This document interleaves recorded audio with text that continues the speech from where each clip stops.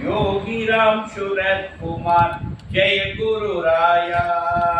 योगी राम सूरत कुमार, योगी राम सूरत कुमार, योगी राम सूरत कुमार जय गुरु राया। योगी राम सूरत कुमार, योगी राम सूरत कुमार, योगी राम सूरत कुमार जय गुरु राया।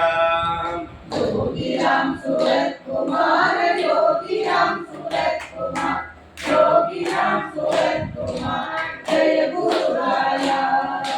योगी राम सूरत कुमार, योगी राम सूरत कुमार, योगी राम सूरत कुमार जय गुरु राया। योगी राम सूरत कुमार, योगी राम सूरत कुमार, योगी राम सूरत कुमार जय गुरु राया। சத்குருநாத் மகராஜ் கி जय हो। பிப்ரவரி மாதத்தினுடைய எட்டயபுரம் யோகிராம் சுரத்குமார் அருட்கூடத்தினுடைய சத்சங்கம் இன்று மாலை நடைபெறுகிறது. மார்ச் 28/2/1 எனவே மார்ச் மாதத்தினுடைய முதல் ஞாயிறு முதல் சத்சங்கம் காலை விழாக்குடன் இப்போது மாலை இது ஒரு அழகான தலைப்பு, யோகி என்னும் பேர் உணர்வு. இதுதான் நம்ம அடைய வேண்டிய இடம். சுவாமி இன்னும் புரிஞ்சிக்க வேண்டியது. சுவாமி சொன்ன வார்த்தை, இந்த வார்த்தை யோகிராம் சுரத்குமார் என்பது ஒரு பேர் உணர்வு, பேர் அனுபவம். 2 வார்த்தை தான். யோகிராம் குமார் யார்? சுவாமி. யோகிராம் குமார் என்பது ஒரு பேர் உணர்வு, ஒரு வார்த்தை. இன்னொரு வார்த்தை பேர் அனுபவம். இந்த வார்த்தை ஆங்கிலத்தில் சொன்னாங்க, தமிழாக்கு பேர் உணர்வுனா இப்போ நம்மளாம் என்ன உணர்வு இருக்கோம்? நம்மலாம் மனுஷன், இன்னாருக்கு மகன், இன்னாருக்கு மனைவி, இன்னாருக்கு இந்த மாதிரிப்பட்ட ஒரு குறையில் சிற்றுணர்வு, மனித உணர்வு. நம்ம உணர்வுலாம் என்னது? மனித உணர்வு. இன்னாருக்கு இன்னாருக்கு நான் பிறந்திருக்கிறேன், அவங்க பையன், அவங்க மனைவி, அது பிள்ளைங்களுக்கு நான் தாய், எனக்கு கடமைகள் இருக்கு. இந்த மாமூல் மனித வாழ்க்கையினுடைய உணர்வுகளில் நாம் தவறோடு இல்லை. இயற்கை உணர்வு தான் படைச்சு குற்றம் இல்லை, இதுதான் இருக்கும். இது மனித நிலையில் இருக்கிற உணர்வு. ஆனால் மகாத்மாக்கள் யாரு? இதுக்கு அடுத்த ஒரு நிலை இருக்கு. அதுதான் மனிதர்களாக நல்லபடியாக வாழணும், சௌக்கியமாக வாழணும், சந்தோஷமாக வாழணும். எங்கே கொண்டு வந்தாலும் நம்மளுடைய தலையில் கொண்டு விடாது. அதெல்லாம் நம்ம பார்த்துக்கலாம். அதெல்லாம் நம்ம பகவான் பார்த்துக்குவாரு.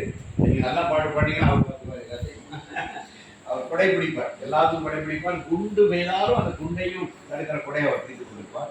அது பகவானால் முடியும். ஆனால் அவங்க இதை விட ஒரு அடுத்த நிலை இருந்தாங்க. உண்மை அந்த நிலைக்கு அவங்க கிடைக்கிறாங்க. ஞானிகள் உங்களுடைய துயரங்களை துடைக்க மட்டுமல்ல, அது அவங்களுடைய ஒரு ஆரம்ப கட்ட பணி. அவ்வளோதான். உங்களுக்கு போல தன் பக்கம் ஈர்ப்பதற்கு அவங்க உங்களுக்கு கொடுக்குற ஒரு ஜவு முட்டாயெல்லாம் உங்களுடைய கஷ்ட நஷ்டங்களை நீக்கினா ஐயோ சாமி கிட்ட அப்படியே வந்து அதான் பக்கத்தில் உட்கார வச்சா ஈர்க்கானா ஓடுறான்னு ஓட பக்கம் படைப்பிடி ஒரு அடுத்த பிடிச்சி பக்கத்தில் உட்கார வச்சுக்க வச்சுட்டு உன்னை அடுத்த நிலைக்கு கொண்டு வர அவர்கிட்ட வைக்கணும். ஞானிகளுடைய ஒருத்தர் தான். ஒரு மனித நிலையிலேயே வச்சுக்கிறது ஞானிகள். மனித உணர்வில் இருந்து அடுத்த பேர் உணர்வுக்கு உங்களை வளர்த்தெடுத்து செல்லத்தான் ஞானி வரும். இல்லை ஞானி விடைபெற்று இருப்பாங்க. ஞானி பேர் உணர்வுன்றது ஒரு பரிபூர் நிலை அடையணும். அவங்க அதுக்கப்புறம் உலகத்துக்கு உங்கள்கிட்ட தான் பேசிட்டு நம்மகிட்ட பேசிட்டு அவங்க அவங்க பேரானந்தத்தில் இருக்கிறாங்க. அதிலே நீதிட்டு போயிடும். ஆனால் அவங்க எதனால இருக்கும்? குழப்ப நாள் வாழ்றாங்க. ஒரு கருணையோ அவங்க நம்மகிட்ட வர்றதே கஷ்டம். ஒரு ஞானி தன்னுடைய நிலையை சுருக்கி கொண்டு மனித நிலைக்கு இறங்கி உங்கள்கிட்ட பேசுறதுங்கிறதே அவங்களுக்கு ஒரு பெரிய அவசியம். வாழ்றதுக்கு இறங்குறது அவங்களுக்கு ரொம்ப கஷ்டம். நம்ம அவ்வளவு கிடக்கும். நம்மளுக்கு கையெழுதி தூக்குறதுக்காக அவர் ரொம்ப கஷ்டப்படுக்கிற வர நமக்கு அதிகம் பகவான் தெரிஞ்சுக்கிட்டா 3 times ரிப்பீட் பண்ணுறாங்க.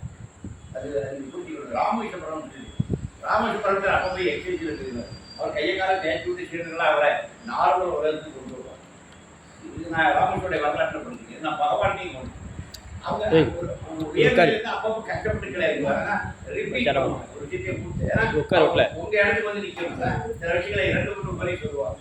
ஏன்னா மனித நிலையில் அவர் தனியை போட்டு ஃபிக்ஸ் பண்ண அந்த சிரமம் அவர் அந்த சிரமத்தில் இருக்கிறார். நம்ம சிரமம்லாம் அது வேற விஷயம். அவருக்கு சிரமத்தோட நம்மகிட்ட உட்காந்து நம்மளவருக்கு பேசி மனித உணர்வு என்பது எப்படிங்கிறது நம்ம எப்படி இருக்காங்க? ஒரு மனம், ஒரு உடல், அதுக்குள்ள ஒரு அகங்காரம். அது இல்லாமல் எங்க நம்மளால அகங்காரத்தால் தான் இருக்கிறோம். ஒத்துக்க வேண்டியது அவனுக்கு அப்படியே இல்லை. மனம், உடல், அகங்காரம், இந்த 3 தான் நமக்கு அகங்காரம் இல்லைன்னா நம்ம காணாமல் இருக்கும். அகங்காரம் இருக்க போய் தான் நான் யாராவது ஒரு வீட்டிலேயாவது கொஞ்சம் வாங்கிச்சோம். வீட்டில் இருக்க போய் தான் தொடர்ந்து வாழ்க்கையில் போராடி வாழ்ந்து இந்த மனம் புத்தி அகங்காரம், மனம் புத்தி அகங்காரம் இதற்குள் இயங்குவோர் தான் மனிதன். ஆனால் மகான் வந்து இதை கடக்கும்போது அவர் நேரம் என்ன பண்றாரு, பிரபஞ்சம் நம்மகிட்ட வந்து ரெண்டு கூறு இருக்காரு. ஒரு பக்கத்தில் நம்ம மனிதனாகவும் இருக்கிறோம், அதனால நம்ம பிரபஞ்சமாகவும் இருக்கும். நம்ம இந்த பிரபஞ்சத்துக்குள்ள இருக்கோம். சந்திரன், சூரிய, நட்சத்திரங்கள், பூமி, நீ, நாம் எல்லாம் ஒன்று. யோகா எப்படி சொல்றாரு, நட்சத்திரங்கள், பூமி, மரம், செடி, கொடி நம்ம எல்லாம் ஒன்று. நம்ம எல்லாம் ஒரே ஒரு இருப்பு, ஒரு சிங்கிள் ஒன்று தாங்க இருக்கு. ஒரு பெரிய ஒன்று இருக்கு. அது பெரிய ஒன்று கூட நம்ம எல்லாருமே இருக்கிறோம். நாம தான் ஒரு மாலையில் கொடுக்கப்பட்ட மணிகள்னு யோகிக்கிறது. கீதையில் வார்த்தை ஒரு மாலையில் கொடுக்கப்பட்ட மணிகள். நம்மளை இந்த பிரபஞ்சம் தான் உருவாக்கி இருக்கு. அப்ப நம்ம பிரபஞ்சத்துக்கு ஐம்பூதங்கள் தான் ஒரு உடம்புல இருக்கு. ஐம்பூதங்கள் தான் இருக்கு. வெளியே இருக்கக்கூடிய நிலம், நீர், காற்று, நெருப்பு மூணு உடம்புல இருக்கு. உடம்புல கீட்டு இருக்கு, ரத்தங்கிறது தான் அங்கே உள்ள திரவம், காற்றுங்கிறது தான் நம்ம மூச்சு விட்டுட்டு இருக்கோம். உள்ள ஆகாசத்துக்குள்ள எல்லாம் கூடு இருக்கு, நுரையீரல் கூடு இருக்கு. இது ஆகாசம் இருக்குது. இதை இந்த உடல்கிற எலும்பு தசைனாலும் மண்ணுடைய ஒரு அர்த்தம் கூடு. இப்போ பஞ்சபூதங்களிலே இங்கே இருக்கு. பஞ்சபூதங்களை தான் நம்ம வந்துருக்கோம். இப்போ பஞ்சபூதத்தின் அம்சம் இருக்கும். பிரபஞ்சத்திலிருந்து வந்துருக்கோம். இப்போ பிரபஞ்சத்தினுடைய கூடு நமக்கு தங்கத்தில் ஒரு நகை செஞ்சா இந்த நகை கொடுத்து தங்கம் கொடுக்கலாம். நீங்கள் வெள்ளியில் செஞ்சால் அந்த நகை கொடுத்து வெள்ளி இருக்கும். நம்ம இந்த பிரபஞ்சத்திலிருந்து செய்யப்பட்டவர். அப்போ இந்த பிரபஞ்சத்தினுடைய அம்சங்கள் எல்லாம் நமக்கு தெரியும். இதான் நமக்கு இருக்கிற ஒரு வாய்ப்பு.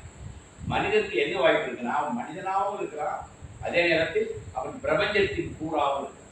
அவன் ஞானம் என்பது இந்த மனிதத்தன்மையிலிருந்து இந்த பிரபஞ்சத்தன்மைக்கு உயர்வு. அதுக்கான வாய்ப்பு எல்லாருமே நீக்கமாக இருக்கு. யாரெல்லாம் அதெல்லாம் அறிவு மானிடராய் பிறத்தல் அறிவு. மனித ஜென்மத்துக்கு தான் இந்த பவர். விலங்குகளுக்கு ஆறறிவு படைத்த மனிதனுக்கு தான் இந்த வாய்ப்பு இருக்கு. அவன் மனிதன் மகானாவதற்கான வாய்ப்பு எல்லாருக்கும். ஜாதி மத பேதம் குருடு எப்படி பிறந்தார், மனுஷனா பிறந்துட்டானா போதும். மென்டலி ரிட்டார்டட் சைல்டு கூட ஞானம் பிறந்ததுக்கான வாய்ப்பு இருக்கு. அஷ்டாவக்கரம் இருந்தாரு. உதாரணம் வராது. அஷ்டாவக்கர கீதைன்னு ஒரு இருக்கு. உடம்புல 8 கோணல் இருக்கு. அப்படிதான் இருப்பார் படமே தான்.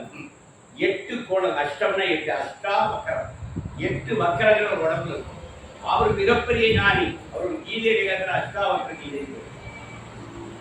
மென்டலி ரிட்டார்டட் சைல்டு கூட ஞானம் பெறலாம் என்பதற்கான அடையாளம் அஷ்டாவக்கரம். அவர் ஜனகருக்கு, ஜனக மகாராஜனுக்கு அவர் தான் குரு. அவன் ஒரு கேள்வி கேட்கான், ஞானம் பெறதுக்கு எவ்வளவு நாள் ஆகும்? அவர் அழகா சொன்னார் அஷ்டாவக்கரம்.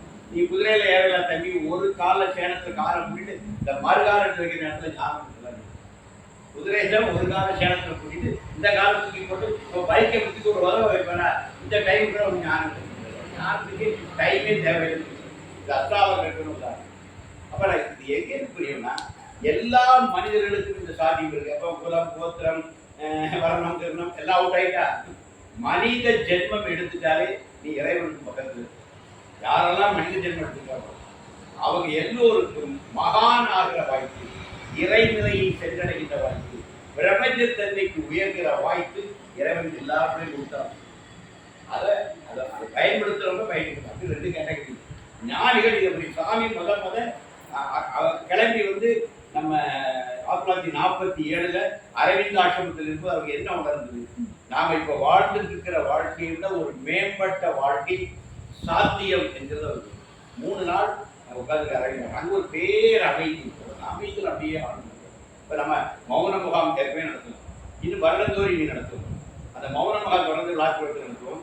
அந்த மௌனத்திற்கு உட்கார உங்களுக்கு இன்னொரு ஏரியா இருக்கு, உங்களுக்குள்ளே இன்னொரு ஏரியா இருக்கு.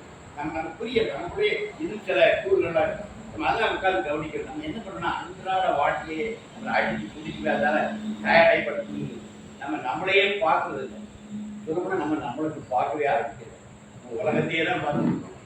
அதோட நம்ம மல்கட்டி கொஞ்சம் உட்கார்ந்து நம்மளை கொஞ்சம் பார்க்கணும். டெய்லி கொஞ்சம் நேரம் ஓடிட்டு எங்கேயா அடுத்த முட்டை பிடிக்க ஓடிட்டு ஒரு நேரம் தனியாக இருப்பார். அது பேர் ஆத்ம விசாரம். நான் யார், என்ன நடக்குது, டெய்லி விடிய காலையில் போகணும்.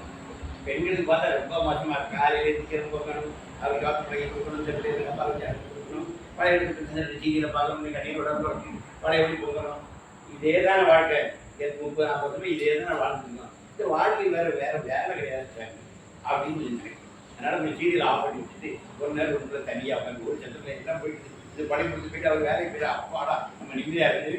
என்ன பண்ணோம், சீரியலில் போய் உட்காந்து சீரியல் எல்லாம் கொஞ்சம் ஆஃப் பண்ணிட்டு செவனேன்னு சொல்லி ஒரு இடத்துல உட்காந்து இது உள்ளுக்குள்ள நான் யார் இவ்வளோ வருஷம் பிறந்த உடனே எங்கள் அப்பா அம்மா கட்டி வச்சுட்டாங்க. என்னால் முடிஞ்ச கடமைகளால் நான் செஞ்சுருக்கிறேன். சாமி இதுக்கு தான் நீங்கள் உணர்ந்தடா, ஊருக்கெல்லாம் பொங்கி கூட தான் நீங்கள் உணர்ந்தடா நினச்சி பார்க்கண்டா.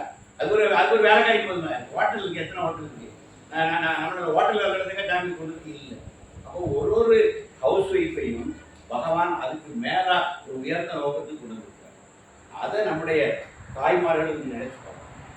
அதனால தினசரி தாழ்மையான வேண்டுகோள், யோகி என்னும் பேருணர்வை நீங்கள் உணரன்னா நீங்கள் டெய்லி ஒரு 10 நிமிடமாவது எல்லா வேலையும் முடிஞ்சவரும் தனியாக ஒரு சேரை போட்டு நிம்மதியாக ரிலாக்ஸ்டாக நிம்மதியாக ஒரு 10 நிமிஷம் அமைதியாக இருந்தால் உங்களுக்கு உடலுக்கு ஆரோக்கியம். மண்டையில் கிடந்தா அவ்வளவு பிரச்சனை நக்கி நச்சுட்டு ஒரு 10 நிமிஷம் கடை எல்லாத்துக்கும் தூரம் போட்டுட்டு நான் இதெல்லாம் ஒன்றும் இல்லை அது வரும். நீ கண்ண முன்னோடனே உங்களுக்கு கவலை தான் வரும். அது தெரியும், உங்கள் கூத்தி எனக்கு தெரியும். இதை நான் என்ன சொல்கிறேன், கான்சியஸாக டெய்லி 10 to 10 நான் 2 பேர் இருந்து பாருங்க. ஒரு 4 நாள் 5 நாளுக்கு உட்காந்து போகிறது உங்களுடைய வழக்கமான மண்டையை நீங்கள். அதுக்கப்புறம் உங்களுக்கு கேப் நீங்கள் என்னன்னா 2 நாள் உட்காரையும் 3 நாள் உட்கார முடியும். அதான் சிக்கல். நீங்கள் தெளிவாக தினசரி நான் 10 நிமிடங்கள் என்னுள் நான் இருக்கு. இந்த வார்த்தைகள் என்னுள் நான் இருக்கு. எதையும் நான் நினைக்க முடியும். எனக்கு வரும் வரட்டும் வந்துட்டா சரி. அடுத்த ஒரு சின்ன கேப் 2 நினைப்புக்கு இடையில கொஞ்ச நேரம் சும்மா இருக்கும். சும்மா இருக்கிறதே கொஞ்சம் கொஞ்சமாக பட்டப்பட்டிக்காக நீங்கள் 10 நிமிஷம் டெய்லி அப்படியே இருந்துருக்கீங்க. எதையுமே ஒரு காலம் நிம்மதி அப்படி இருந்தீங்கன்னா உங்களுக்கு ஆரோக்கியம். முதல் கட்டமாக என்ன சொல்றேன்னா, அப்படி இருந்தீங்கன்னா அந்த எல்லா டென்ஷனும் தீர்வு. ஸ்ட்ரெஸ் சொல்கிறாங்க ஆங்கிலத்தில் ஸ்ட்ரெஸ், குழந்தைகளுக்கு ஸ்ட்ரெஸ், ஹோம்ஒர்க் அது இது இப்படி அடிப்படை ஸ்ட்ரெஸ் ஆகி வச்சுருக்கோம். ஸ்ட்ரெஸ் எல்லாம் அதுதான் பயங்கர விளையாட குழந்தைங்க விளையாடிட்டு அந்த ஸ்ட்ரெஸ் முடியாது, நம்ம விளையாட முடியாது. இப்படி எனக்கா விளையாடணும் ஆசைங்கன்னா சிரிச்சு நான் விளையாட அந்த 2000 அழகாக கண்டிப்பான எல்லாம் வச்சு விளையாட அவங்க லெவலுக்கு நான் இறங்கி விளையாடுவேன். அப்போ உங்களுக்கு பயந்துட்டு நான் விளையாடாம இருக்கேன். என் மனதில் இருந்து குழந்தைகளோட குழந்தையாக விளையாடுறது தான் என்னுடைய இயல்பு. ஆனால் வேறு வழியிலான இயல்பை கொஞ்சம் விட்டுருக்கேன். ஏன்னா நகன் பிள்ளைலாம் பார்த்தா எனக்கு உங்க நேரம் எனக்கு பிள்ளைகளை பார்த்ததில் ரொம்ப சந்தோஷமாக இருக்கு. சின்ன குழந்தைகள் எனக்கு ரொம்ப பிடிக்கும். ஏன்னா அது கள்ளக்கப்படம் இல்லாத வெள்ளை கொடுங்க. அந்த முகத்தை பார்த்துன்னா எனக்கு தெய்வத்தை பார்த்து இந்த விஷயத்துக்காக இங்கே தினத்துக்கு ஒரு 10 நிமிடம் தாய்மார்கள் எல்லாத்தையும் கேட்டேன். இந்த மாதிரி உத்தியோகத்தை எல்லாத்தையும் விட்டு காலை 10 மணிக்கு மொட்டை மாடி ஏற்பி சரியங்கள்லாம் கடந்த கையை காலை பிடிச்சிருக்கான். புருஷன் பொண்டாட்டி அத்தை மாமியார் அப்புறம் எல்லா கம்பெனியில் வந்து சாப்பிட்டு ஒதுக்கி ரெட்டியாக இருப்பா. எங்கள் அம்மா எப்படா முடிஞ்சுவா அவரை நீங்கள் ஏன் பிடிச்சிட்டாங்க நொடிட்டான்னு சொல்லுவாங்க. இது எல்லாம் அவங்களும் இந்த அம்மாக்காரங்க பார்த்துக்கிட்டே இருப்பா. எப்போ தனியாக வராங்கன்னு கால் லேசாக 2 வார்த்தை போட்டு என்ன பண்ணால் நீங்களும் பார்த்து வரது பாருங்க அப்படின்னு சொல்லிட்டு சொல்லுவா. இந்த 5 மொட்டை மாடி அது கதை சாத்து என்ன யாரும் வரக்கூடாது. மொட்டை மாடிக்கு ஒரு அழகான ஈஸியாக இருக்கும். கதை சாத்து அவங்க உட்காந்து பாருங்க. நான் சொல்கிறேன் மொட்டை மாடியில் போய் இரவு உட்காந்து பாருங்க. ஆனந்தமாக இருக்கும், மான லயமாக. உங்கள் வீட்டில் இருக்க எல்லாத்துக்கும் முன்னவா வீட்டுக்குள்ள இருக்காது. அந்த வீட்டை விட்டு வெளியே வாங்கி சைக்கிள் வாங்கிக்கலாம். அந்த வீட்டுக்குள்ளே இருக்கணும்னா அந்த வீட்டுக்கு அந்த சிந்தனையாக தான் இருக்கும். உப்பு புளி மிளகாத்தான் அங்கே இருக்குது, வேற ஒரு மனம் இல்லை. ஏன்னா மொட்டை மாடிக்கணும்னா இது வேற ஏனம், ஒரு வெட்ட வெளி, ஒரு அகண்டம். நீ முதல்ல அகண்டத்தை பார்க்குற. நான் அங்கேருந்து தான் வந்தேன், நீ செத்தப்புறம் இங்கே இருக்கிற இந்த புளி மிளகாத்துல இருக்க மாட்டேன். அங்கே மேலே அடிக்கணும். நீ மேலே இருந்தால் வந்த நாளைக்கு இந்த அகண்டத்துக்கு தான் போகிறேன். அகண்டத்தில் இருந்தால் நீ வந்திருக்க, திருப்பி இந்த அகண்டத்துக்குள்ள ஒரு நாள் போகிறேன். அது உறுதி. நீ மொட்டை மாடியாக இருக்கிற, நான் மொட்டை மாடியில் இருந்தால் ஈஸியாக இருக்கணும். அப்படி உட்காந்துன்னா அந்த ஆகாசத்தை அப்படியே பார்க்கணும். அப்போ நீ மனமும் ஆகட்டும், எண்ணங்களாக ஒரு பௌர்ணமிக்கு வந்து என்ன அழகாக இருக்கும், அமாவாசைக்கு வந்து அந்த நட்சத்திரங்களே எல்லாம் வானம் என்ன அழகாக இருக்குமா. என்னைக்காவது ஒரு அமாவாசைக்கு மொட்டை வந்து பார்த்தீங்கன்னா ஆயிரக்கணக்கான நட்சத்திரங்கள் அப்படி காட்சி ஊட்டிட்டு இருக்கும். பட்டு கருநீல புடவி பதித்த நல் வைரம் நட்ட நடு திசையில் தெரியும் நட்சத்திரங்கள். என் பாரதிக்கு எட்டைபுரத்தில் தெரிஞ்சுக்க வாய்ப்பு ஒருத்தம் கூட பார்க்க மாட்டேங்கல. என் பாரதிக்கு எட்டைபுரத்திலான எழுதுனா பட்டு கருநீல புடவை பதித்த நல் வைரம் நட்ட நடுதிசையில் தெரியும் நட்சத்திரங்கள். எங்க அம்மா வந்து ஒரு பட்டு கருநீல புடவை அப்படி மேல காயப்பட்டிருக்கா. அதுல என்ன இருக்கு, வைரம் மாதிரி நட்சத்திரங்கள்லாம் பிரித்து ஆகாசத்தை பார்த்து கவிஞர்னா என் பாரதி எட்டைபுரத்தில். அது எங்க கிடைக்காம நிச்சயமா ஒரு மொட்டை மாடி உட்காந்து பார்த்துருக்கோம். இந்த அகண்டத்தை பார்க்கணும். அகண்ட தரிசனம் நமக்கு உண்டா. நம்ம அகண்டம் சார். நம்ம பெரிய ஆளுக்க உங்களுக்கு தெரியாது. நீங்க உங்களை சுருக்கமாக புரிஞ்சுட்டு இருக்கீங்க. நீங்க அப்படி இல்லை. இந்த அட்ரஸ் எல்லாம் நீங்க நீங்க நினைச்சிட்டு ஆள் நீங்க இல்லை. நீங்க நினைச்சதை விட நீங்க பெரிய ஆளுங்கிறது நீங்க கண்டுபிடிக்கணும். அதான் உண்மை. நீங்க இந்த பிரபஞ்சத்தன்மை உள்ள ஆள், நீங்க அகண்டமான ஆள், சந்திர சூரியனுக்கு இணையான ஆள். நீங்க உங்க ரெண்டு கண்ணும், ஒன்று சந்திரன் ஒன்று சூரியன். உங்க முகத்துல வர்ற புருகுகள் என்பதுதான் நட்சத்திரம், தெரிக்கின்ற நட்சத்திரம். இது எக்ஸாக்ட், இதுதான் ட்ரூத். உங்களுடைய ரெண்டு கண்ணும் சூரிய சந்திரன். உங்க முகத்துல கிளம்புற அந்த வெடிக்கு கிளம்புற அந்த புன்னகை இருப்பாங்க, அதெல்லாம் நட்சத்திரங்கள். சில மின்னல் மாதிரி சில டக்குற ஒரு எண்ணம் வந்து உங்களுக்கு மின்னல் கீட்டு. நீங்க உண்மையிலே தெரியாது. நீங்க அதை உணராம இருக்க. யானை எவ்வளவு பலமானது. ஒரு சின்ன கம்பு வச்சு விட்டு ஏமாத்தி வர மேல உட்காந்து யானை தூக்கி கடோட விதி மிச்சு அவன் சோழி முடிச்சு போச்சு. அவன் கூட ஒரு கம்பை வச்சுட்டு அந்த அவ்வளவு பெரிய யானைய என்ன வேலைலாம் பண்ண வைக்கான், பிச்சை எடுக்க வைக்கான். அவன் எல்லா வேலையும் பண்ணி சுற்றுப்புறம் அவன் வாங்கிக்கிறான். அப்போ இது மாதிரிதான் நாம் வந்து யானை பலம் உள்ளவங்க. நம்ம இந்த வாழ்க்கைங்கிற ஒருத்தன் நம்ம பிச்சை எடுக்க விட்டாங்க. ஒன்னொன்று வந்துட்டு போய் ஐயா காப்பாற்றி அம்மா காப்பாற்றிட்டு நம்ம பிச்சை எடுக்க விட்டாங்க. ஆனா நம்ம யானை பலம் உள்ளவர். ஒரு மனிதனுக்குள்ளே பிரபஞ்ச ஆற்றல் உங்களுக்குள்ள பெருகி இருக்கு. நீங்க பிரம்மாண்ட, நீங்க அகண்டம், சூரிய சந்திர நட்சத்திரங்கள் ஜொலிக்கின்ற இந்த ஆகாசம் தான் நீங்க. அது ஒரு கூறி. நீங்க தங்க துளியிலையும் தங்கம் இருக்குல்ல, ஒரு தங்கத்தை உடைக்கிற ஒரு துகள்ல கூட தங்கம் இருக்கும். அப்ப இந்த பிரபஞ்சம் தான் உங்களுக்குள்ள இருக்கு, எல்லாமே இருக்கு. அப்ப நீங்க ஒரு விஸ்வரூபம் இருக்கு. பகவத்கீதையில கண்ணன் அர்ஜுனனுக்கு எல்லாம் சொல்லிப்பாவா, அவங்க ஒன்றும் கேட்கல, டக்குன்னு ஒரு விஸ்வரூபம் எடுப்பான், சாமின்னு சொல்லுவான். அதே மாதிரி நீங்க உங்களுக்குள்ள ஒரு விஸ்வரூபம் எடுத்துப்பா. உண்மையிலே நீங்க தான் அது, நீயே அது. அகம் பிரம்மா, நீ தான் தெய்வம். தெய்வம் எங்கேயோலாம் இல்லை, அந்த தெய்வம் தான் உனக்குள்ள இருந்து உன்னை ஏற்றிட்டு. அதுதான் விடாம சுவாசம். எப்படி மூச்சு ஓடிக்கிட்டே இருக்கா, நீ என்ன ஓட்டிட்டு இருக்க, அது ஓடுதுல்ல. அப்ப யார் கண்ட்ரோல் இல்லாம மூச்சு ஓடிட்டு இருக்கா, இந்த மூச்சை ஓட வைக்க வேற. அப்ப அந்த தெய்வம் உனக்குள்ள இருக்குல்ல, தெய்வம் இல்லாம அந்த மூச்சு ஓடுமா, இந்த ரத்தம்லாம் ஓடிட்டு இருக்கா. ஏதோ சாப்பிட்றதான் ஜீரணமாகுது இல்ல, இந்த ஆற்றல் வந்துருக்கா, தூங்குறோம், குடிக்கிறோம், சோகமாகிறோம், இதெல்லாம் இந்த விஷயங்கள்லாம் நடந்துட்டு இருக்கலாம். இப்போ உனக்குள்ள எவ்வளவு பெரிய ஆற்றல் இருக்கு, ஒரு பெரிய ஃபேக்டரியே இருக்கு. இங்கே உலகத்தில் இருக்கிற எல்லா கம்ப்யூட்டரை விட நம்ம மண்டபம் சரியான கம்ப்யூட்டர். சின்ன வயசுல இருந்து பார்த்தா அத்தனை வேலையும் ஞாபகம் வச்சுக்கிறேன். சித்தப்பா பெரியப்பா வச்சுக்குவாங்க, அண்ணனுக்கு 4 விட்ட வர 5 விட்ட வர கரெக்டாக அடிக்கிறதா. மெமரி எப்படி இருக்கு பாருங்க. Super computer human brain. மனித மூளைக்கு இணையான கம்ப்யூட்டர் கண்டுபிடிக்கல. இப்போ இதெல்லாம் நம்மள்ட்ட இருக்கு. அப்ப நம்ம எவ்வளவு பெரிய பிரம்மாண்டம், எவ்வளவு பெரிய ஆற்றல் நமக்குள்ள குவிஞ்சிருக்கு. இயற்கையுடைய ஒரு அம்சமாக நம்ம இருக்கிறோம். இதை நீங்க உணரணும். உடனே நீங்க பெயர் நீங்களை ரொம்ப சுருங்கி அவன் சொல்லி அட்ரஸை சுருங்கி சிம்பிளாக்கி இந்த ஜாதி, இந்த மதம், இன்னாருக்கு மகைகள் கருத்து நான் அப்படிங்கிற நான் நாசமா போயிடுவேன். இதுதான் அப்படின்னு அகண்டமாகும். கொஞ்சம் கொஞ்சமா அகண்டு வந்து அந்த முக்கமாடியை உட்காந்து இந்த உலகத்தை பார்த்தேன்னா, நாதாண்டா சூரியன், நாதாண்டா சந்திரன், அந்த நட்சத்திரங்களும் நான் தாண்டா. அந்த ஒளி தான் எனக்குள்ள இருக்கு. மனிதன் அவ்வளவு பெரிய ஆட்கள், அவ்வளவு பெரிய ஆட்கள் மனிதனுக்குள்ள இருக்கு. இதை உணர்ந்தவன் ஞானி, உணராதவன் மனிதன். அவ்வளவுதான். நம்ம மனித உணர்வுலேயே இருந்தோம். நமக்கு இதை விட அடுத்த பிரம்மாண்ட நிலைக்கான வாய்ப்பை இறைவன் வைத்து நம்ம அனுப்பியிருக்கான். நீங்க வந்துட மாட்டியான்னு அவன் நினைக்கான், நம்ம போக மாட்டோம். அதனால எனக்கு தாழ்மையான வேண்டுகோள், தாய்மார்கள் காலையில 10 மணிக்கு அப்புறம் எல்லாருக்கும் பொங்கி கொடுத்து அனுப்பி டப்பாலாம் அனுப்பிட்டு இளவு சீரியலை போய் உட்காந்துறாங்க. சீரியலை ஒரு 1/2 மணி நேரமாக ஒரு சீரியலை கட் பண்ணுது, 1/2 மணி நேரம் கட் பண்ணிட்டு அடுத்த சீரியல் கலந்துடுவாங்க. எல்லா சீரியலும் நடத்தான் போகிறோம். ஒரு அழகே குறைப்போம். ஒரு 1/2 மணிக்கு சீரியலை கட் பண்ணிட்டு உள்ள உட்காந்து நமக்குள்ள போவோம். அமைதியாக இடத்த கொஞ்சம் மாற்றுங்க. அதே ரூமில் உட்காந்து அதே சின்னதாக வரும். இவங்களுக்கு அழகாக வெளியே ஒரு மாட்டுக்கு அதுக்கு உட்காந்து காலையில் இன்னும் சொன்னேன், பௌர்ணமிக்கு மொட்டை மாடி இருப்பாங்க. இல்லை உங்கள் தோட்டத்தில் இருக்காங்க. அந்த நிலவை கொஞ்சம் நேரம் பார்த்து, கொஞ்ச நேரம் நிலவை பார்த்துருந்தா நீ நிலவாவே ஆகிடுது. என்னோட நீ நிலவையே பார்த்துட்டு நீ நிலவாகி இருப்பார்.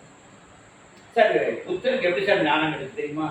புத்தர் புத்தகெல்லாம் படி ஞானம் கிடைக்கல. புத்தர் 7 வருஷம் பல ஞானிகளை சந்திக்கிற பல சாதனைகளாம் பண்றாரு. கடைசியில் எலும்பு மாதிரி ஆகிடுது, எலும்பு தோலை எல்லாமே தோத்து போச்சு. 7 வருஷம் படாத பாடு பண்றாரு ஞானம் பெறணும். 7 வருஷம் படிக்கும் போது அப்படி ஸ்கெலிட்டன் மாதிரி ஆகிட்டார். கடைசியில் போய் அந்த போதி மரத்தடிக்கு போய் உட்கார்ந்தார். எதுக்கு? தற்கொலை பண்ணிட்டாங்க. அவர் பெரிய ராஜா, கபிலவஸ்துடைய ராஜா.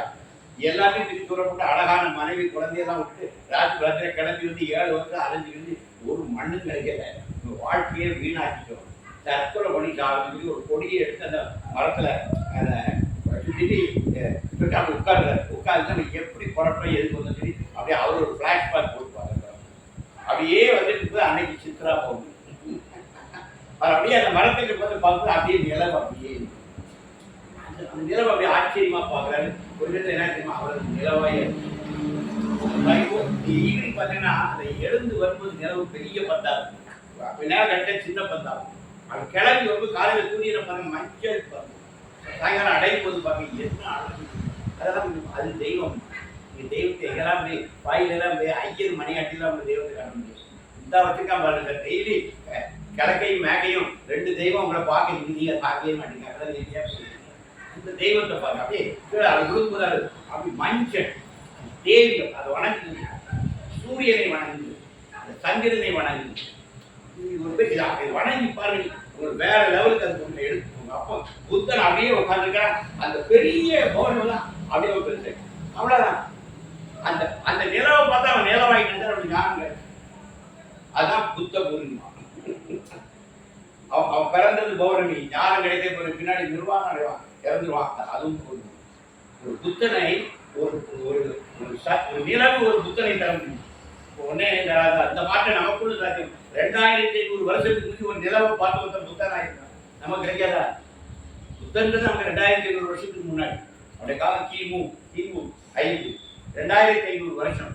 இந்த இடத்துல ஒன்று சொல்றேன், சுவாமி புத்தன் எந்த அளவுக்கு புரிஞ்சுக்கிட்டாங்க உங்களுக்கு சொல்றேன். நம்முடைய திருவண்ணாமலை இருக்கிற ஒரு புத்தரை குறை சொன்னார். நம்முடைய பார்த்துட்டாரு புத்தர்லாம் ஒரு மனுஷனா, கொண்டாடி ராஜராஜில் விட்டு ஓடி போறாங்க. அதெல்லாம் ஒரு மனுஷனா, குடும்பத்தை விட்டு ஒரு கோடை மாதிரி ஓடி போனாங்க. சுவாமி ஒண்ணுமே சொல்ல அப்படியே பார்த்துட்டாரு. புத்தருடைய அப்பா பேர் என்னன்னு கேட்டார், இவர் கரெக்டாக சொன்னார். அம்மா பேர் என்ன கேட்டாரு, மனைவி பேர் என்ன கேட்டாரு, புத்தருடைய பையன் பேர் என்ன. புத்தர் எத்தனை வருஷத்துக்கு அது 2000 வருஷம். பார்த்தசாரதி புத்தர் 2500 இயர்ஸ்க்கு முன்னாடி வாழ்ந்த ஆள். அவருடைய அப்பா பேர் தெரியுது, அம்மா பேர் தெரியுது, அவர் மனைவி பேர் தெரியுது, அவருடைய பையன் பேர் தெரியுது. Great person. எந்த புத்தனை இகழ்ந்து சொல்றையோ 2200 வருஷம் கழிக்கும் புத்தருடைய அம்மா பேரு, அப்பா பேரு, புத்தன் பேரு, அவன் மனைவி பேரு, குழந்தை பேரு 2000 வருஷமா அந்த பூமியில வாழ்ந்து. 2000 வருஷம் எத்தனையோ குழந்தை போயிட்டா, எத்தனை பேர் புத்தன் இன்னைக்கு வாழ்ந்துருக்காங்களா? இன்னைக்கு எந்த வீடு இப்ப பாருங்க, ஒரு புத்தர் சிலை இல்லாத வீடே இல்லை. நான் ஃபாரின் வீடு சுற்றி பாருங்க, புத்தருடைய சிலை இல்லாத ஒரு ஆட்சியும் கூட இல்லை. இன்னைக்கு நான் தமிழ்நாட்டிலேயே பாக்குறேன், புத்தர் சிலை இல்லாத வீடுகளே இல்லை. எந்த வீட்டை பார்த்தாலும் ஒரு சின்ன புத்தராக உட்கார்ந்து. இன்னும் புத்தர் நம்மளை ஆண்டு கொண்டிருக்கிறார். புத்த மதம் போயிட்டு புத்தர் நம்மோடு இருக்கிறார். சைவம் புத்தன், நம்ம சைவம் அது புத்தன், கொல்லாமை அது புத்தன், இந்த நிலையாமை, இந்த வாழ்க்கை நிலையாது, இதை சொன்னவன் புத்தன். புத்தன் நம்மோடு வாழ்ந்து கொண்டிருக்கிறார். இன்னைக்கு நம்ம பின்பற்றி இருக்கிற பல கொள்கைகள் புத்தன் இந்த உலகத்துக்கு சொன்னது.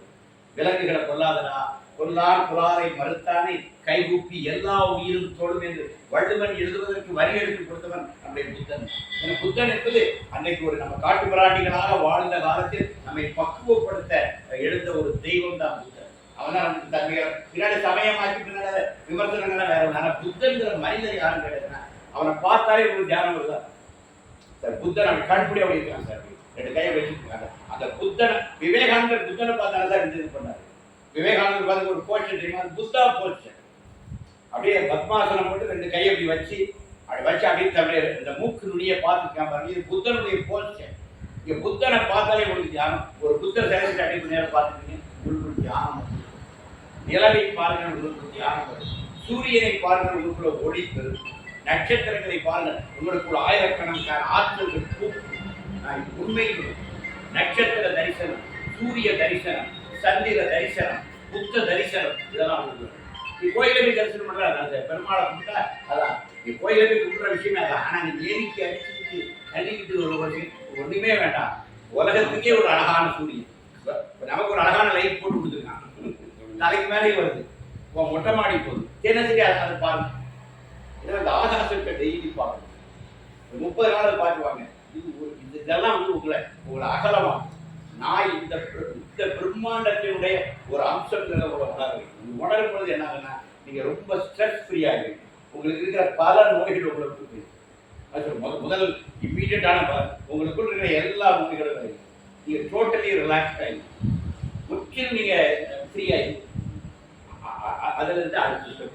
அதுக்கு மேல நான் அதுக்காக தான் பகவான் அப்படி வந்து அரவிந்த் ஆசிரமத்தில் உட்காரும்போது ஒரு அமைதியை உணர்ந்தார். அப்ப அவங்க என்ன ஆயிடுச்சு, இப்ப நம்ம வாழ்ந்துட்டு இருக்கிற வாழ்க்கையை விட ஒரு உயர்ந்த வாழ்க்கை சாத்தியம் அப்படின்னு சொல்லி சுவாமி உணர்ந்தாரு. அப்புறம் போய் ரமணரை பார்க்க, ரமணர் நேரில் பார்த்து 1 மாசம் இருந்தாரு. ரமணரை பார்த்து சுவாமி அப்படி கண்கள்லாம் பூத்து போச்சு. இப்படி ஒரு மனுஷன் வாழ முடியுமா, குழந்தை மாதிரி இருக்கிறாரு, எல்லாரையும் அரவணைக்கிறாரு, விலங்குகிட்டே அன்பு செய்யறாரு, இப்படி ஒரு மனுஷன் வாழ முடியுமாங்க. ரமணர் வந்து ஒரு வாழும் உதாரணமாக 30 நாள்ல சாமியை புரட்டி எடுத்திருந்தார். அவருடைய கண், அவருடைய பார்வை, இதெல்லாம் சாமிக்கு பெரிய இம்பாக்ட் ஏற்படும். அதனால என்ன சொல்ல வந்தேன்னா, நம்ம எல்லாம் உங்களை மாதிரி ஒரு சகோதரிட்டு பேசணும். 2 விஷயங்கள் படித்தா அவர் இன்னைக்கு வர கிட்டத்தட்ட 3 மாதம் டெய்லி எனக்கு ரிப்போர்ட் பண்ணுவார். நீனே என் கூட பல வருஷமாக பழகிட்டு சமீபத்தில் பழகின ஒரு சகோதரி எனக்கு டெய்லி ரிப்போர்ட் பண்ணுவார். அப்பா தினசரி காலையில் எனக்கு ஒரு மெசேஜ் வரும். நம்பர் 1, நான் இன்றைக்கு 11 முறை யோகிராம் நாம சொல்றேன். அப்புறம் நம்பர் 2, நான் இன்றைக்கு 10 நிமிடம் என் மூச்சை கவனிக்கிறேன். மூச்சை கவனிக்கிட்டு இருக்கேன். 3, கிளாக்கில் அந்த செகண்ட் மூல அந்த செகண்ட் மூல அப்படியே பார்த்துக்கணும். செகண்ட் மூக்க பார்த்தீங்கன்னா உங்களுக்கு காட்டே இருக்காது. நான் உங்களுக்கு மனம் என்ன பண்ணிருக்கேன்னா, ஒரு கிளாக் அந்த 2வது மூல அந்த முள்ள அப்படியே ஒரு ரவுண்ட் வந்து அப்படியே பார்த்தேன். 1 செகண்ட் எதுவுமே நினைச்சுக்கணும், அந்த முள்ள பார்த்துக்கிட்டே இருப்பாரு. அதனால வாட்சிங் த செகண்ட் பல்ஸ், அதாவது டெய்லி வாட்ச் அந்த கிளாக் 5 மினிட்ஸ், அது 3 மினிட்ஸ் எனக்கு எந்த தாட்டும் இல்லைப்பா. 3 நிமிஷம் அது கூட வந்து 4 நிமிஷம் வேலை வந்துச்சு. 3 நிமிஷம் நான் அமைதியாக இருந்தேன், எண்ணங்களே இல்லாமல்.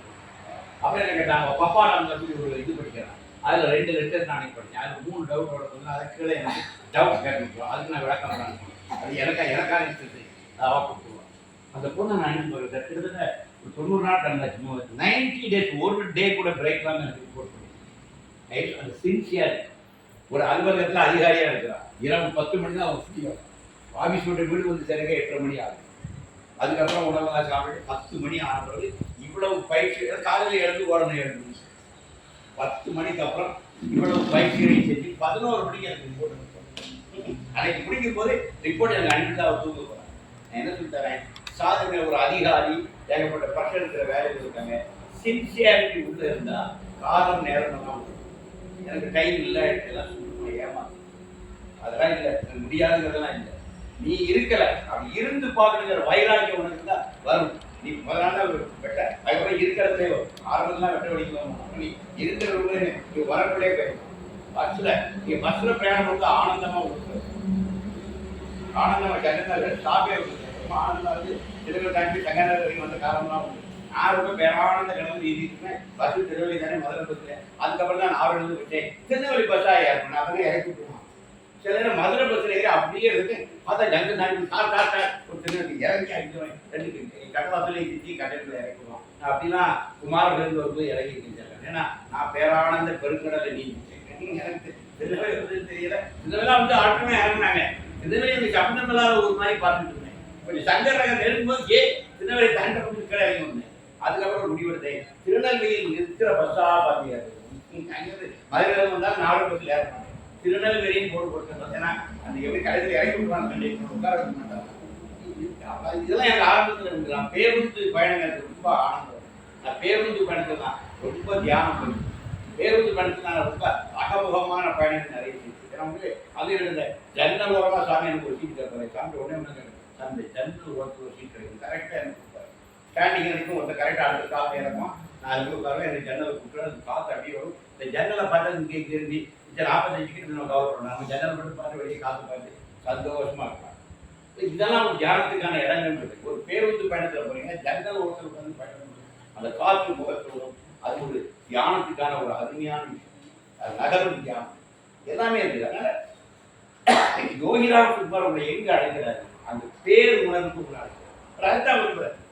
நீங்க அவருக்கு போய் டெய்லி பூஜை பண்ணி இதெல்லாம் செய்யுங்க. இது ஒரு வழிபாடு. வழிபாடு சாமி கேட்டானா அதுக்கு இந்த வழிபாட்டிலே நின்றக்கூடாது. வழிபாட்டுக்கு அடுத்த இடத்துக்கு நீங்க வரணும். அதுதான் யோகி கொடுக்குறாரு. எனவே நம்ம டெய்லி ஒரு 10 நிமிடம் அப்படியே எதுவுமே நினைக்காம, அதாவது அதுக்கு தான் தியானம். 10 மணி 50 நிமிஷம் அப்படியே இருப்பார். ஒன்றும் முடியலையா, சரி சாமி நாம கேட்போம். என் மனசு கண்ணாபின்னான்னு போகுதா, சரி பகவான் நாமத்தை சொல்லுவோம். அந்த இடத்துல அது முடியாதவங்க தான் சாமி இதை சொல்லியிருக்காரு, கொஞ்சம் நாமத்தை சொல்லுவோம். நாம சொன்னா மாநாடு நாமமே தியாகம், தமிழ் நாமமே சமாதி. இருந்தாலும் இடையிலேயே கொஞ்சம் ட்ரை பண்ணுங்க, கொஞ்சம் பிளாங்கா இருந்து பாருங்க. அது ஒரு டேஸ்ட் பண்ணுங்க. இந்த டேஸ்ட் வந்து நீங்க அதை தொடர அது உங்களை விடாது. கொஞ்சம் நீங்க பிடிச்சிங்கன்னா அப்புறம் அது உங்களை விடாது. அப்புறம் நேரம் கிடைக்கும் போது தான் தனியா இருக்கணும், ஏகாந்தமா இருக்கணும். அது விஷயங்கள்லாம் பாருங்க. காலையில் கொஞ்சம் சூரியனை பாருங்க, ராத்திரி கொஞ்சம் சூரியனை அஸ்தமிக்கும் போது கொஞ்சம் பாருங்க, நிலாவை பாருங்க, மொட்டை மாடியில் ஏறி நட்சத்திரங்களை பாருங்க. ஒரு 5 நிமிஷம் 10 நிமிஷம் அப்படி இருந்து பாருங்க. இது எல்லாமே இந்த ஆற்றல் எல்லாம் உங்களுக்குள்ள புரியும். இதை பார்க்க என்னன்னு தெரியுமா, இதனுடைய ஆற்றல் உங்களுக்குள்ள வரும். நீங்க சூரியனையே பார்த்துட்டாச்சுன்னா கண்ணியமைக்காம சிலவங்களுக்கு ஒரு இதே விட்டுருமா, சூரியன் எழுதும்போது சூரியனையே பார்த்துருக்கோம். சில சித்தர்கள் வந்து 12 மணி சூரியனை அப்படி மேலே பார்ப்போம். பிராக்டிஸ் பண்ணி அது விஷயம் ஒன்று. அந்த சூரிய ஆற்றலை தாங்குற பவர் அந்த கண்டு வந்து பயிற்சியில் கொண்டு வந்துடலாம் சார். மனிதன் பிரம்மாண்டம் சார். மனிதன் கூட எல்லா 2 கண்ணுமே சூரிய தருது மறந்த சந்திர சூரிய உங்க அம்சோட கண்ணு. ஏன்னா அவங்க 2 கலை இருக்கு, இடகலை பிரிஞ்சாரு. சூரிய நாடி சந்திர நாடி, அவங்க 2 நாடு ஓடிட்டு இருக்கிறாங்க. நம்மளோட சூரிய அம்சம் இருக்கு, சந்திர அம்சம் இருக்கு. நீங்க இதுக்கு யோக சாஸ்திரம் கண்டுபிடிக்கிற இடகலை பிரிகலை ஒன்று சூரிய கலை, ஒன்று சந்திர கலை, 2மே நம்மள்ட்ட இருக்கு. அப்புறம் இதான் நாம அதுல தான் நம்ம வந்திருக்கோம். இந்த கூறுகள்லாம் நம்ம அந்த பிரம்மாண்டமாக படைப்பு விஸ்வரூபம் பண்ணணும். இது அகண்ட, இது எல்லாருக்கும் சாத்தியம். நீ இந்த பயணத்தை கொஞ்சம் கொஞ்சமா ஆர்விய சுவாமி உங்களை அடுத்தத்தை செய்து கொடுக்குறேன். நாளைக்கு ஒரு ஆர்வத்தை தூண்டு. எப்படி நேரம் ஒண்ணு இல்லை, பகவான் என்கின்ற பேர் உணர்வுக்கு நாமெல்லாம் வறந்து செல்ல வேண்டும். சாமிகிட்ட திரும்ப மண்டையடிக்கு தலையடிக்கு பிள்ளைக்கு கல்யாணம் ஆகணும், கல்யாணம் ஆன பிள்ளைக்கு பிள்ளை வரணும், பிள்ளை பெற்ற உடனே பேரன் நல்லா இருக்கணும், அவன் படிக்கணும், அவங்க வேலை அடிக்கணும், அவங்க கல்யாணம் பண்ணணும், அவங்களுக்கு பிள்ளை பிறக்கணும். இதே கதை தான் 3 தலைமுறை இதே கட்டிட்டு இருக்கோம். இது நடக்கும். இதெல்லாம் ஒரு ஞானியை வணங்குறது சாதாரண. நம்ம குடும்பத்தை சாமி பார்த்துக்கலாம், என்னோட கவலைப்படாது. என்ன குடும்பத்தில் சாமி பார்த்துக்கலாம். நீங்க தெய்வத்தை கண்டு நீ வரப்பா நீங்க போய் சாமிகிட்ட ஆத்திக்குது அந்த முட்டாசி பச்சை பயிர்கள்லாம் கேட்டீங்க. சாமி நீ எனக்கு வேணும் கேட்டால் முடிஞ்சு போச்சுல சார். தெய்வத்தை இங்கே வர வச்சிருக்கு சார். தெய்வம் வந்து அப்போ என்ன சார் போகிறோம் அந்த வீட்டில், அந்த வீட்டுக்குள்ள உள்ளத்துக்குள்ள தெய்வத்துக்கு அவன் வீடு ஐஸ்வர்யமாயிருக்கும். அவன் வீட்டில் என்ன போகிறாங்க எல்லாம் தானா ஓடிக்கும், வீடு தானா செடிக்கும். எனவே என்னுடைய தாழ்மையான யோகிராம் குமார் பக்தன் என்பவன் மனித உணர்வில் இருந்து மலர்ந்து அவன் யோகி என்கின்ற பேர் உணர்வாக வளர்ந்து செல்ல வேண்டும். அதைத்தான் யோகி நமக்கு எதிர்பார்க்கிறார். எனவே அதை நோக்கி நகர்வதுதான் மெய்யான சக்சன். யோகி உங்களை அதை நோக்கி நடத்துவார். அவர் அப்படி நடந்து வந்து இந்த தமிழ் மண்ணிலே வெற்றி பெற்றவர். எனவே தமிழ்நாட்டில் வாழ்கின்ற நாம யோகி வெற்றி பெற்றது போல நாமும் வெற்றி பெறலாம். எனவே யோகி என்னும் பேருணர்வை உணர்ந்து நாம் எல்லோருமே அந்த பேருணர்வில் ஒன்றாவோம் என சொல்லி விடைபெறுகிறேன். நன்றி, வணக்கம்.